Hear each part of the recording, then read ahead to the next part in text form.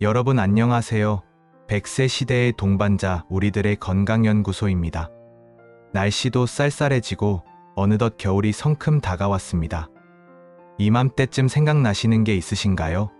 저는 겨울 하면 잉어빵, 크리스마스, 눈과 같은 것들이 떠오릅니다. 하지만 대한민국 사람이라면 빼놓을 수 없는 게 있죠. 바로 김장입니다. 네, 곧 김장철이 다가오고 있는데요. 우리나라 사람들에게 김치는 밥상에 빠질래야 빠질 수 없는 필수 반찬입니다. 삼시세끼 김치 없이 밥을 못 드시는 분들도 많으실 겁니다. 저도 어릴 적부터 할머니가 직접 담그신 김치를 먹으며 자랐고, 반찬뿐만 아니라 김치찌개, 김치볶음밥이 없으면 허전한 사람입니다. 그런데 여러분, 이렇게 친근한 김치가 신장 질환자와 고혈압 환자에게 매우 위험할 수도 있다는 것 알고 계셨나요? 대한신장학회와 주요 병원 신장내과에서 발표한 신장질환자 식이요법 가이드라인을 보면 김치 같은 고나트륨, 고칼륨 식품을 제한하라고 명시되어 있습니다. 그렇기 때문에 다가오는 김장철처럼 김치 섭취가 늘어나는 시기에는 특히 조심하셔야 합니다. 물론 김치는 유산균이 풍부하고 식이섬유도 많은 훌륭한 발효식품입니다. 하지만 이러한 김치가 오히려 독이 될 수 있는 분들이 있습니다. 오늘 영상에는 김장철, 김치를 보다 더 안전하고 건강하게 담그는 황금 같은 꿀팁도 포함되어 있으니 끝까지 놓치지 말고 경청해주세요. 김치의 효능. 김치를 적극적으로 드셔야 하는 분들, 김치가 위험한 분들, 김장철, 저염 김치 맛있게 담그는 방법, 신장질환자, 고혈압 환자들에게 아주 좋은 반찬. 이 순서대로 말씀드리도록 하겠습니다. 본격적으로 시작하기 전에 우리들의 건강연구소 채널을 구독 부탁드립니다. 늘 처음과 같은 마음으로 황금 같은 정보를 전달드리겠습니다. 첫 번째 챕터, 김치의 효능. 먼저 김치가 왜 우리 몸에 좋은지부터 알아보겠습니다. 김치는 단순한 반찬이 아닙니다. 세계 5대 건강식품 중 하나로 선정될 만큼 영양학적 가치가 뛰어난 자랑스러운 우리나라 발효식품입니다. 첫 번째, 김치에는 유산균이 풍부합니다. 김치 한 접시, 대략 100g에는 무려 100억 마리가 넘는 유산균이 들어있습니다. 이는 약국에서 파는 고가의 유산균 제품 100포에 해당하는 어마어마한 양입니다. 이 유산균은 우리 장 건강에 아주 중요한 역할을 합니다. 장내 유익한 균을 증가시켜주고 유해한 균을 억제해줍니다. 장 건강이 좋아지면 어떤 게 좋을까요? 바로 면역력이 향상된다는 겁니다. 면역세포의 70%가 장에 있기 때문이죠. 실제로 한국식품영양과학회 연구에 따르면 김치를 꾸준히 섭취한 사람들에게서 장내 유익균이 증가되고 면역력이 향상되었다는 결과가 있습니다. 두 번째, 김치는 식이섬유가 풍부합니다. 배추, 무, 파 같은 채소가 주재료이기 때문에 한 접시에 약 2g에서 3g 정도의 식이섬유가 들어있습니다. 이는 사과 한 개의 식이섬유량과 비슷한 수준인데요. 식이섬유는 장운동을 활발하게 만들어 변비를 예방하고 포만감을 주어 과식을 막아줍니다. 또한 혈당이 급격히 오르는 혈당 스파이크를 막아주는 효과도 있습니다. 세 번째, 김치에는 비타민과 미네랄이 풍부합니다. 특히 비타민C가 많이 들어있어 피로 회복과 면역력 향상에 도움을 줍니다. 또한 배추에 들어있는 베타카로틴은 항산화 작용을 해서 노화를 방지하고 암 예방에도 도움이 됩니다. 마늘과 생강 같은 양념에서 나오는 알리신과 진저롤 같은 성분들도 항균, 항염 효과가 있어 감기 예방에 탁월합니다. 네 번째, 김치는 저칼로리 식품입니다.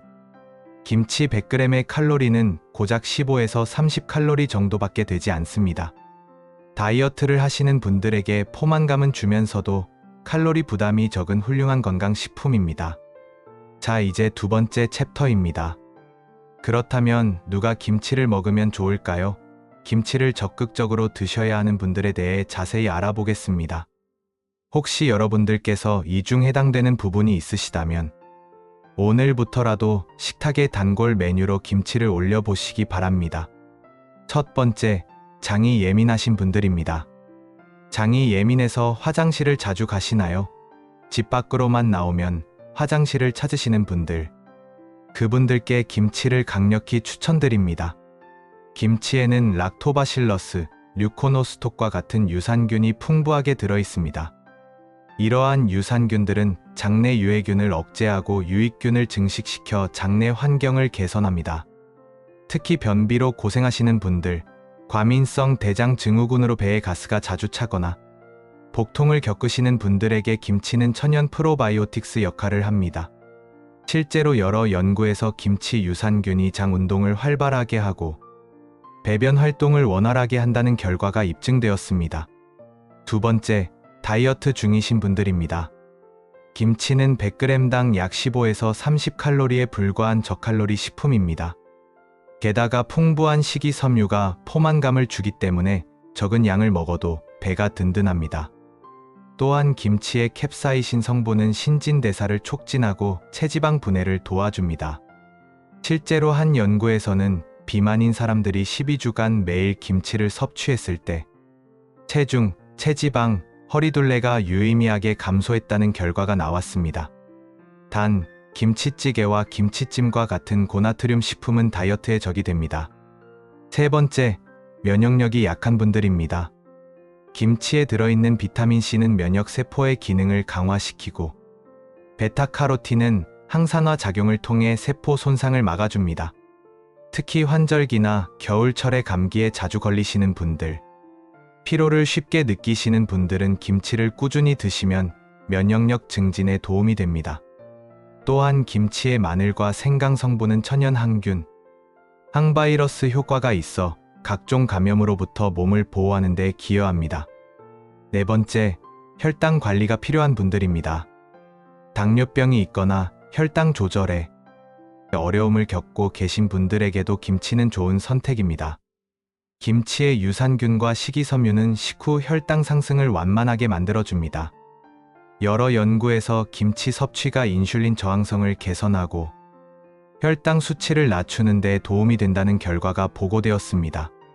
특히 발효가 잘 된 익은 김치일수록 이러한 효과가 더 크다고 알려져 있습니다. 다섯 번째, 콜레스테롤 수치가 높으신 분들입니다. 김치의 유산균은 장에서 콜레스테롤 흡수를 억제하고 담즙산과 결합하여 콜레스테롤을 배출시키는 역할을 합니다. 실제로 8주간 김치를 꾸준히 섭취한 사람들의 총 콜레스테롤과 LDL 콜레스테롤 수치가 감소했다는 연구 결과가 있습니다.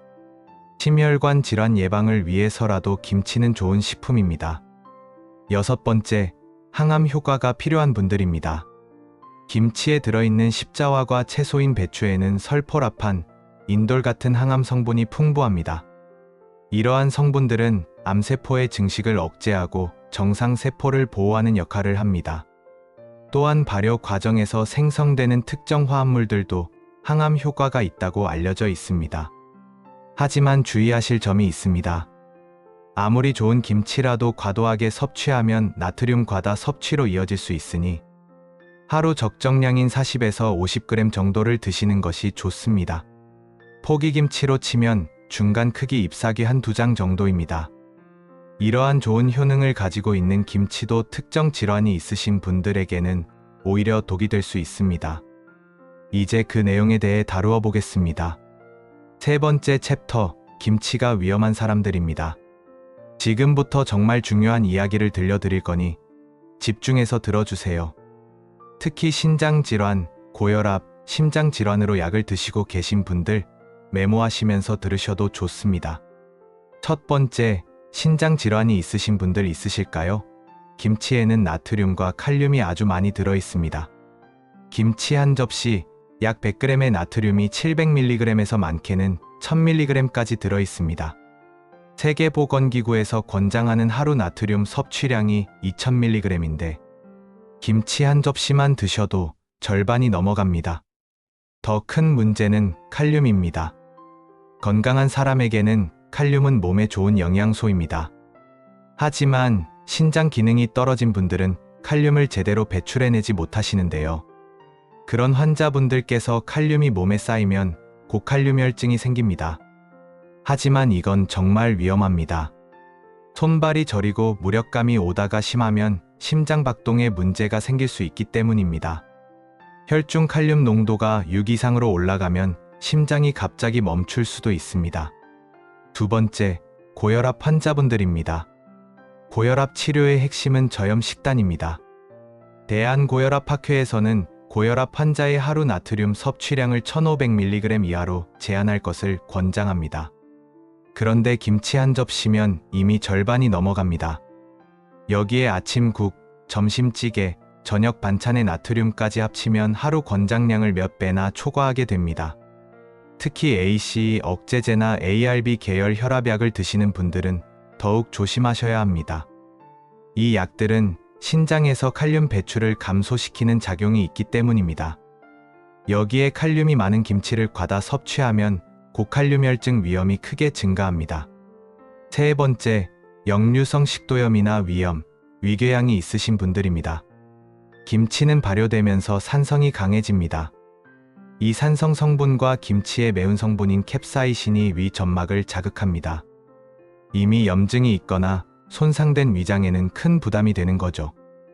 역류성 식도염 환자가 김치를 많이 드시면 속이 쓰리고 신물이 올라오는 증상이 더 심해집니다. 하지만 대부분의 사람이라면 김치 때문에 역류성 식도염이 올 거라 생각하지 못하기 일쑤입니다. 이러한 작은 식습관들이 모여 역류성 식도염, 나아가 위궤양까지 생길 수 있습니다. 네 번째, 통풍이 있으신 분들입니다. 김치를 담글 때 넣는 젓갈에는 퓨린 성분이 많이 들어 있습니다. 퓨린은 우리 몸에서 요산으로 변하는데 요산이 많아지면 통풍 발작이 생기고 신장에도 손상을 줍니다. 여러분, 여기까지 잘 이해하셨을까요? 김치가 아무리 좋은 음식이더라도 말씀드린 질환이 있으신 분들께서는 정말 조심해야 할 음식입니다. 그렇다면 평생 김치를 못 먹는 건가요? 라는 질문을 주실 수 있습니다. 이런 분들을 위해 김치를 안전하게 먹는 방법을 준비했습니다. 네 번째 챕터, 김장철 저염 김치 맛있게 담그는 법입니다.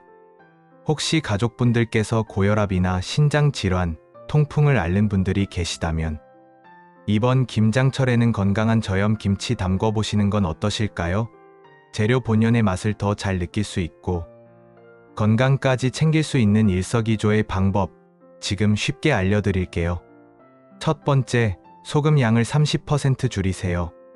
단, 여기서 주의하실 점은 그럼 저염 소금 사용하면 안 되나요? 라고 물으실 수 있어요. 하지만 절대 안 됩니다. 저염 소금에는 나트륨 대신 칼륨이 있어 신장 질환자에게는 오히려 더 위험합니다. 반드시 일반 천일염을 사용하되 단순히 양을 줄여 주시는 겁니다.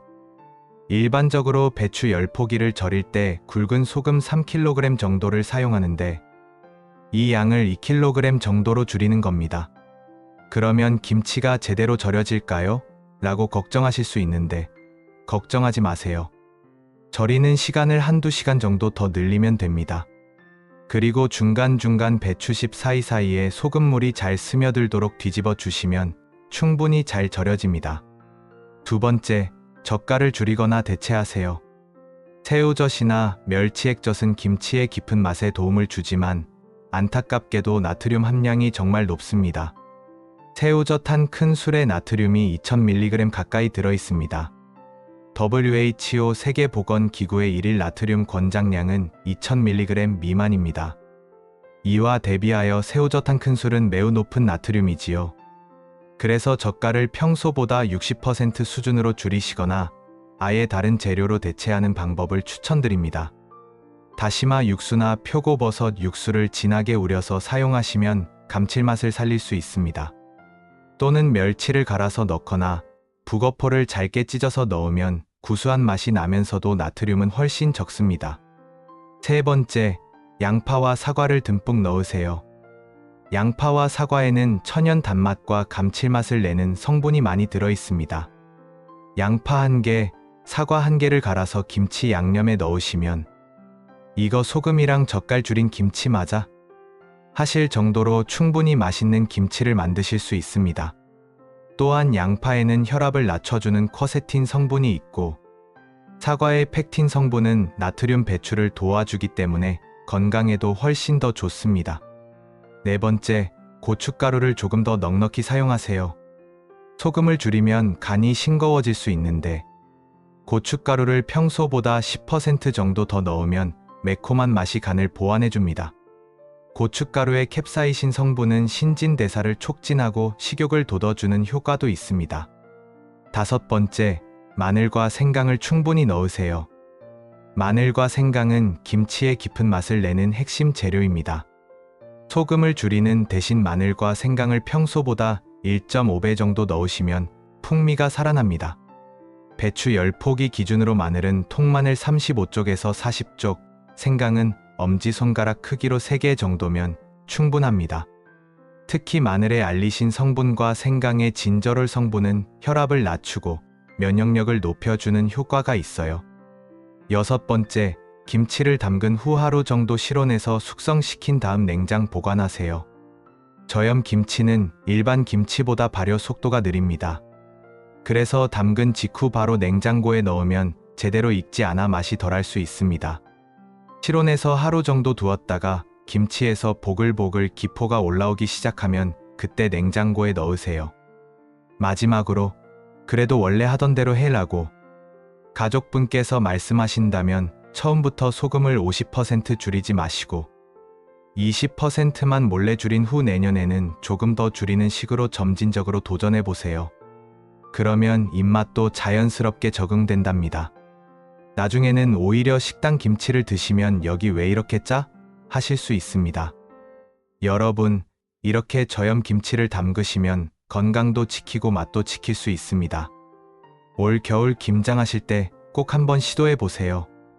이제 마지막 챕터입니다.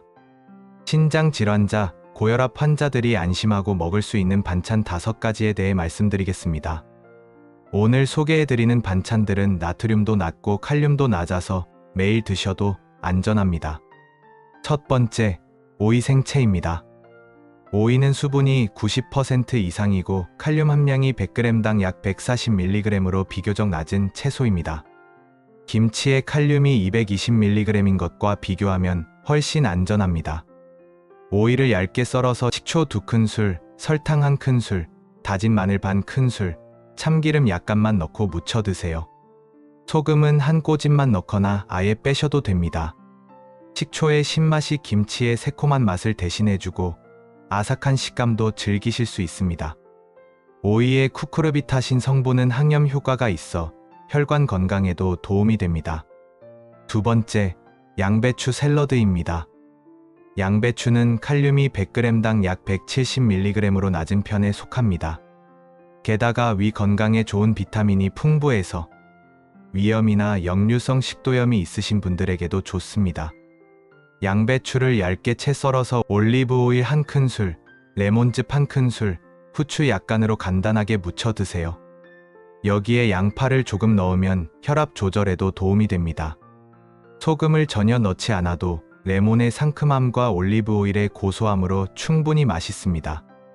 양배추는 식이섬유도 풍부해서 변비 예방에도 좋습니다. 세 번째, 데친 숙주나물입니다. 숙주는 다른 콩나물에 비해 칼륨이 낮습니다. 하지만 여기서 핵심은 데쳐주는 겁니다. 숙주를 끓는 물에 3분 정도 데친 후 찬물에 헹구고 물기를 꼭 짜내세요. 이렇게 하면 칼륨이 물에 빠져나가서 더 안전하게 드실 수 있습니다. 데친 숙주에 다진 마늘 반 큰술, 참기름 1큰술, 통깨 약간만 넣고 무쳐 드세요. 소금은 한 꼬집만 넣거나 빼셔도 됩니다. 참기름과 마늘의 풍미만으로도 충분히 맛있습니다. 숙주는 칼로리도 낮고 비타민C가 풍부해서 면역력에도 좋습니다. 네 번째, 무나박김치입니다. 이것도 김치인데요? 라고 하실 수 있지만 나박김치는 다릅니다. 물을 아주 얇게 썰어서 물을 많이 넣고 만들기 때문에 나트륨 농도가 낮습니다. 여기서 더 건강하게 만드는 방법을 알려드릴게요. 무 200g을 아주 얇게 썰어서 물 1리터에 담그세요.